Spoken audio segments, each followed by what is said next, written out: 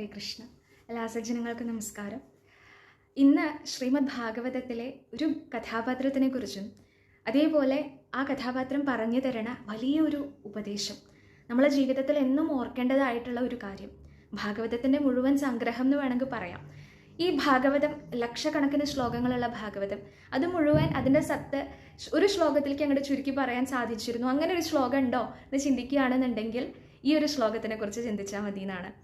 അപ്പോൾ എനിക്ക് ഏറ്റവും ബഹുമാനം തോന്നിയിട്ടുള്ള അനേകം കഥാപാത്രങ്ങളിൽ വെച്ച് ഞാൻ ഏറ്റവും അധികം ഇഷ്ടപ്പെടുന്ന ഒരു കഥാപാത്രം, ആ കഥാപാത്രത്തിനെ കുറിച്ചും ആ ഉപദേശത്തിനെ കുറിച്ചുമാണ് ഇന്ന് പറയാൻ ആഗ്രഹിക്കുന്നത്.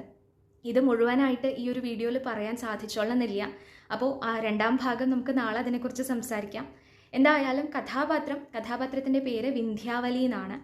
ഭാഗവതം അഷ്ടമസ്കന്ധം, 8ാമത്തെ സ്കന്ധത്തിലാണ് ഈ കഥാപാത്രത്തിനെ കാണാൻ സാധിക്കുക. കഥാസന്ദർഭം പറഞ്ഞു കഴിഞ്ഞാൽ വേഗം മനസ്സിലാവും.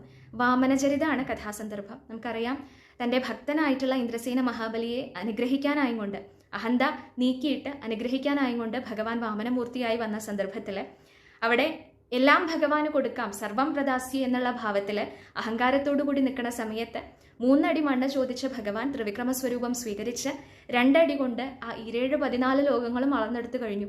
ഇനി 3ാമത്തെ അടിയായിട്ട് കൊടുക്കാൻ മഹാബലിക്ക് ഒന്നുമില്ല എന്നുള്ള ആ സന്ദർഭത്തിൽ അങ്ങനെ നിൽക്കുന്ന സമയത്ത് ഈ കഥാപാത്രം, നേരത്തെ പറഞ്ഞ ആ കഥാപാത്രം വിന്ധ്യാവലി അവിടെ രംഗപ്രവേശം ചെയ്യുന്നത് കാണാം. ആരാണ് വിന്ധ്യാവലി എന്ന് ചോദിച്ചാൽ ഈ ഇന്ദ്രസേന മഹാബലിയുടെ ധർമ്മപത്നിയാണ്, അസുര ചക്രവർത്തിനിയാണ്.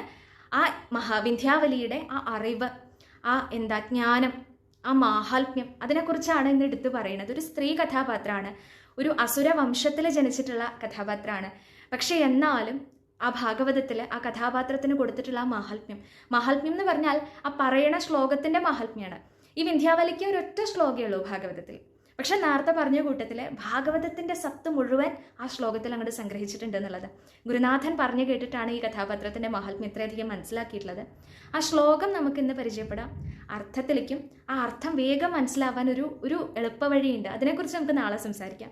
ഇന്ന് ആ ശ്ലോകം ചൊല്ലിയിട്ട് സമർപ്പിക്കുകയാണ്. ക്രീഡാർത്ഥമാത്മനമിദം ത്രിജഗത്കൃതം തേ സ്വാമിം തു തത്ര കുധിയോ പര ഈശ കുര്യു കർതു പ്രഭോസ്തവ കിമസ്യത ആവഹന്തി ത്യക്ത ഹൃയസ്ത്വദവരോപിത കർത്തൃവാദ.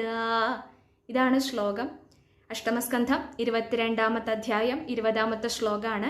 നാളെ ഇതിൻ്റെ അർത്ഥത്തിനെ കുറിച്ച് സംസാരിക്കാം. എത്ര മാഹാത്മ്യമുള്ളതാണെന്ന് നാളെ നമുക്കതിനെക്കുറിച്ച് സംസാരിക്കാം. ഹരേ കൃഷ്ണ.